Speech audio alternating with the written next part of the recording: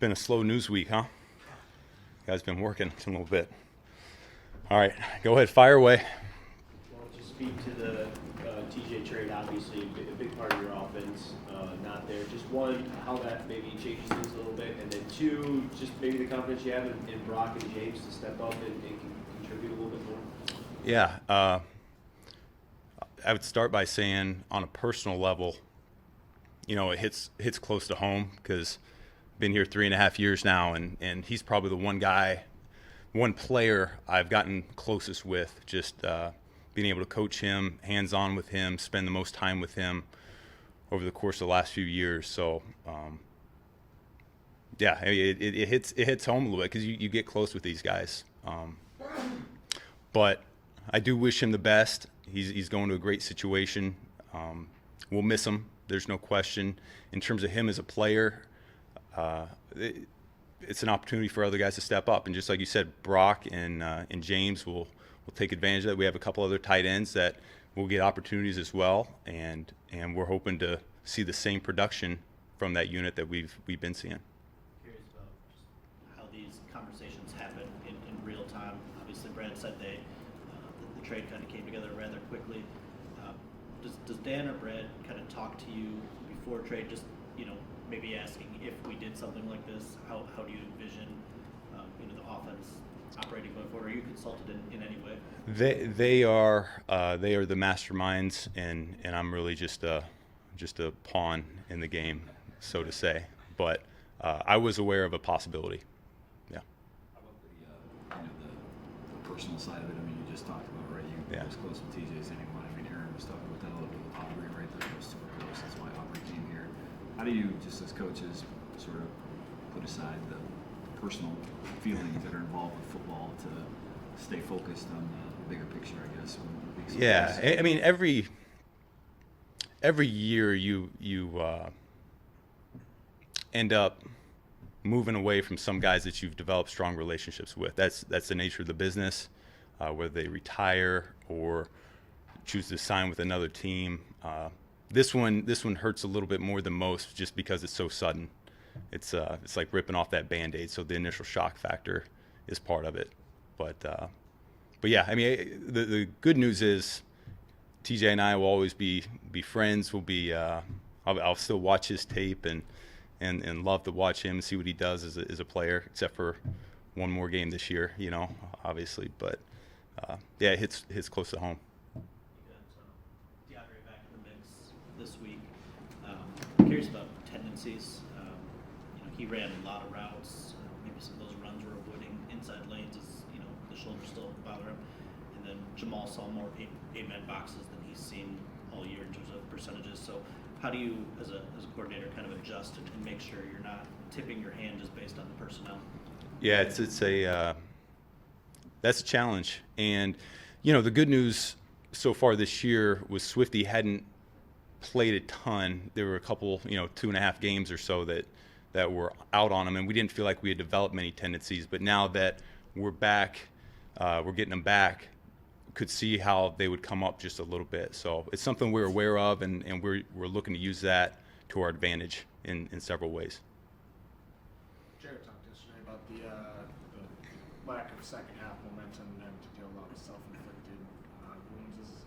Is there a way to kind of fix those things, especially mid-season, whether it be just penalties or sloppy turnovers or whatever it is? How do you, I guess, actually go about coaching that out of their game? We were talking about Jared a couple weeks ago, and I really see the same process with the unit. Is whenever there are issues that pop up, the first step is recognizing what those are. So it's an awareness. It's just like you said, Dallas game, second half, turnovers were the story. Last week, penalties. We only had 3 opportunities in the second half, and 2 of them we had penalties, huge penalties that put us in holes. So it's discipline, it's fundamentals, it's technique, it's really the things that we've harped on in the springtime that we were doing well early in the season that we've lost a little bit of awareness of, so to say. But once again, good reminder at halftime for our squad this week to stay true to form, stay focused, stay in it, and don't let it slip out of our hands.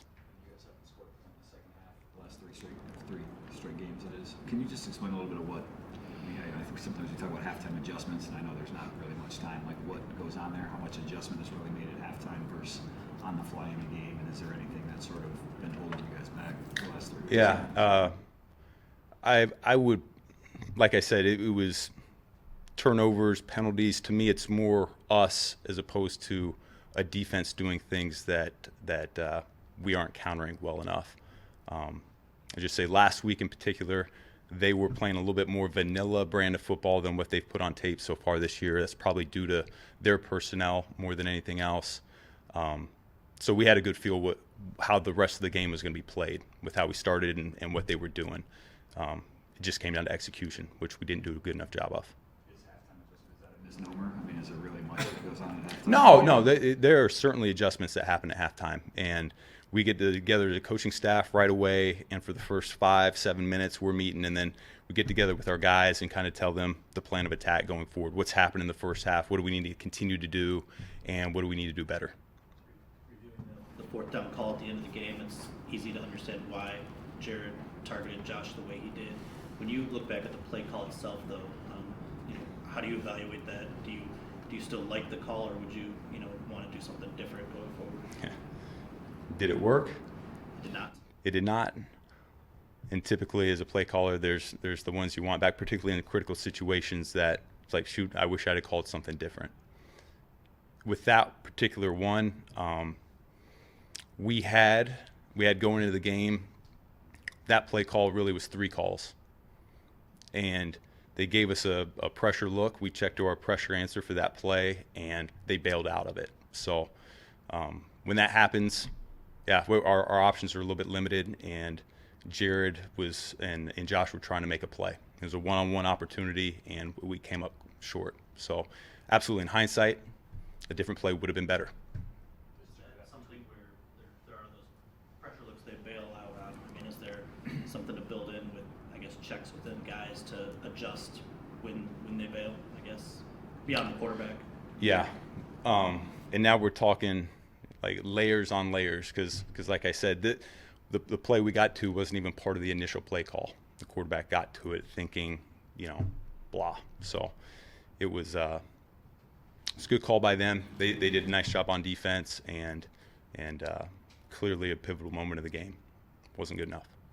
I don't remember the timing of it, like on the play clock. Did he have time to get to another play out of that? Could he have audible or changed that back to? I can't recall what the play clock was, but I do try, particularly on instances like that where we have multiple options, to get him to play early so that he can see what's going on with the defense. So no, he did what he was supposed to do, and we didn't make the play.